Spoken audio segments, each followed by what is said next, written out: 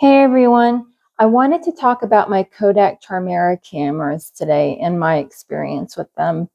I have chapters listed below, so feel free to skip to what you're interested in.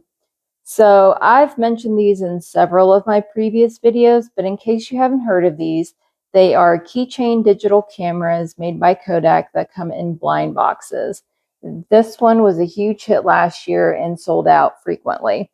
I honestly only heard about them in June of this year. Retro is the new trend here, or rather digital minimalism. Instead of having the one device that can do everything, i.e. our phones, we're finding devices that do just one thing, like digital cameras, iPods or CD players, 3DSs or PSPs, etc. I get the retro appeal. I'm a millennial. I had these devices growing up, and now there's this need or want to go back to simpler times. So the one they released last year is the 1987 version and is inspired by the Kodak Fling. So it shoots in 1.6 megapixels. For reference, my iPhone 16 Pro Max shoots in 48 megapixels. It can also record video at 30 frames per second. Again, for reference, my iPhone 16 Pro Max can shoot at 120 frames per second. It supports micro SD cards from 1 gig to 128 gigs, and it's rechargeable. And then in June of this year, they released a second version called the Millennium. And there are literally no changes to the camera except for different photo filters and frames. So within the 1987 box, you get a mini USB-A to USB-C cable. It does charge via USB-C, thankfully. You also get a keychain. You get a collectible card with a QR code on the back to a quick start guide, which is handy. And for this version, I was lucky and I got the one I wanted. You get the camera, obviously.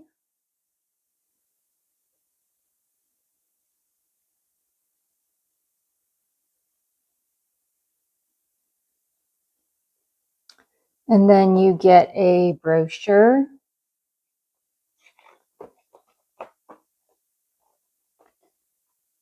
And it shows the different versions you can get within the blind box, including the secret edition. And then it shows the photo filters and photo frames that the camera has. So both the 1987 and Millennium have the exact same first three filters: black and white, cool tone, and warm tone. However, the 1987 has pixel yellow, red, blue, and gray, along with these four photo frames.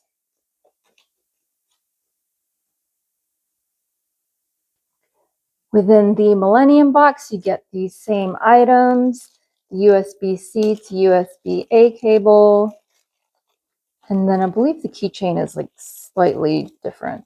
Yeah, slightly different. You get your collectible card with the QR code, and then the camera itself.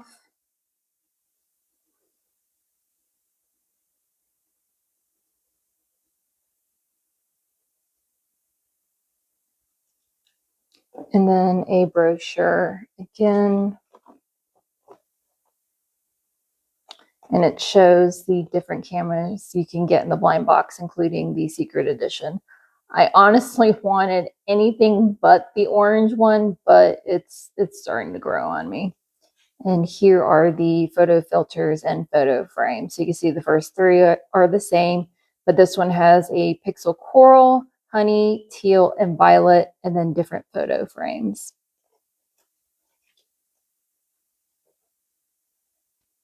So I don't use the keychain.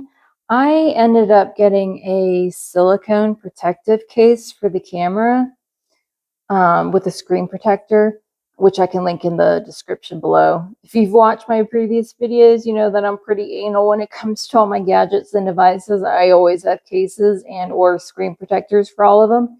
It also came with a lanyard, which honestly I prefer since I can carry it around my hand easily. And then I house both of my cameras in this Casetify Miffy AirPods pouch, which I've repurposed for them, and they fit perfectly. So here's my Millennium, and here's my 1987. And then I hang this off of my purse. So one thing to note when you buy one of these is that you will need a micro SD card, and FYI, they are very expensive now. For some reason, the silicone protective case that we got doesn't have a cutout for the micro SD card slot, which is annoying. My best friend ended up buying these cameras after me for her and her kids, and they also got the same cases, and hers had slots for the micro SD card. So maybe all the new ones have them, hopefully. Anyway, these photos barely take up any space. I have 32 gig SD cards in mine, and I was just scrolling through my SD card, and my photos range from 107 kilobytes to 479 kilobytes. So even a 16 gig for this camera is plenty. So let me give you a tour and quick overview of how to use this device. So you will notice it has an old school viewfinder, which I would not recommend using. It is so tiny and honestly probably just there for the retro look. But we'll start at the top. So this top button right here is the power button. So we press and hold to turn the camera on. Once you turn it on, you will always be greeted with this screen. So there is photo mode, video mode, and settings. And let's go to settings first. So these two buttons right here are the directional buttons. So let's go right to the settings. And then this button here is the select button. So within settings, it has toggle buttons for whether you want the date to show up on the bottom right of your photos or videos. For me, I toggled yes, because honestly, this is one of the features I love best. It is so incredibly nostalgic for me to have photos with the date stamp at the bottom. So to toggle on or off, you just hit the select button. And to scroll down and change it for video, you can hit the select button as well. And then there are options on how you want the date to be presented. So since I'm in America, I'm doing month, day, year. And then next is set date. So select, use these directional buttons to change the date and time. Honestly, the time doesn't really matter, as this doesn't show up in the bottom right of your photos or videos, but it might show up in the metadata of the photo. And then you would use the select button to move across. And then hit the power button to get back to the settings. And there is, if we hit, there's one other option in the settings menu. If we scroll down one more time, and it's format. So this formats your SD card. You shouldn't need to use this if you're using a micro SD card straight out of the box and insert it into the camera. However, if you're using an older micro SD card and used it for various devices, and you're getting error messages about photos not saving, you can select this option to format the SD card for use on this camera. So select the power button to exit the settings menu. So now we're back to the home screen. So let's go to photo mode so we can see the viewfinder. So there are different icons on the left and right. On the left, the first one shows you which mode you're in. So the camera means photo mode. The date icon means you've set the date toggle on for the photos. On the right-hand side, it shows the language the menu is in, so English here.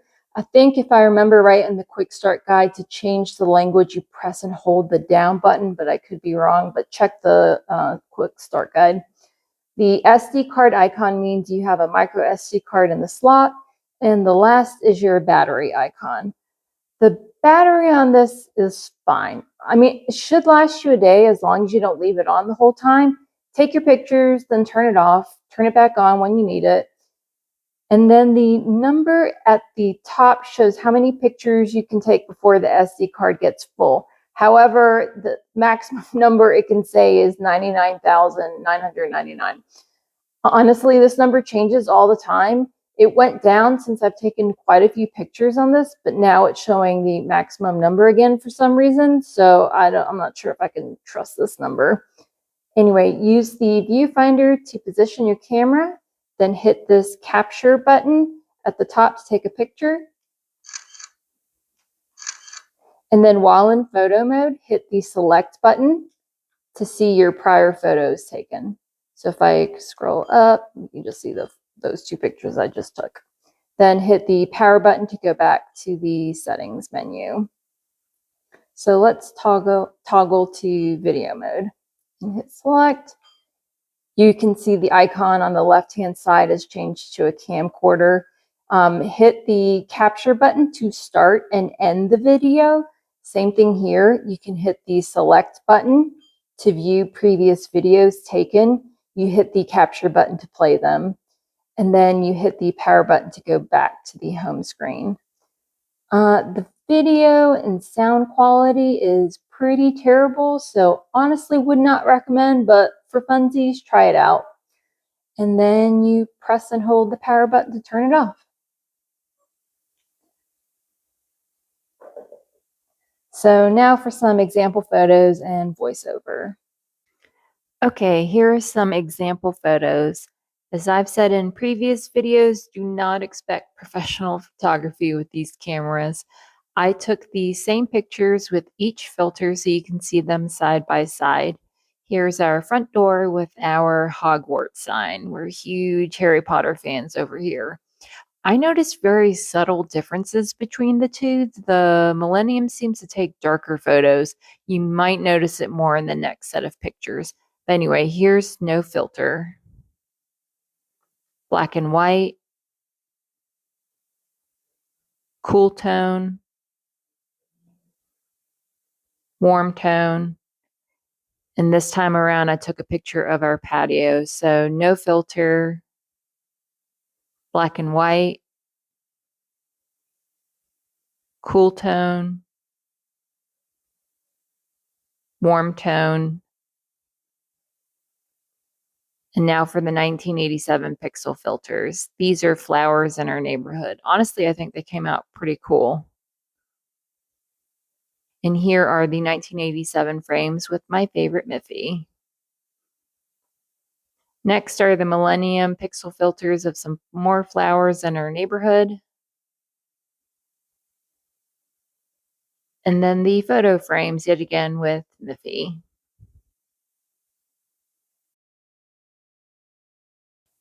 And here's some sample video. Prepare to get a little dizzy.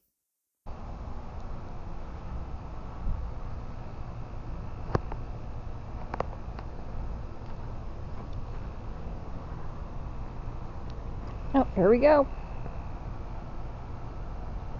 You want me to get you?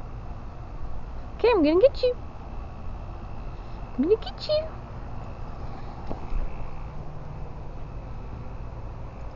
You're so fast. Do you have the zoomies? Yes, I'm gonna get you. I'm gonna get you.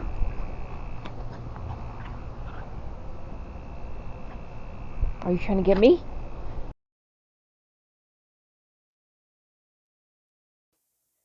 So, final thoughts. I have to say, I like the retro look of the 1987 version, but I prefer the photo filters of the Millennium. I'm pretty indifferent towards the photo frames. Overall, I found this camera to be fun to use on a daily basis and would definitely recommend it if you're looking for a small retro camera just for fun. And for 35 bucks, it's a steal. Anyway, that's it for the Kodak Charmera cameras. Hope you enjoyed the video and thanks for watching.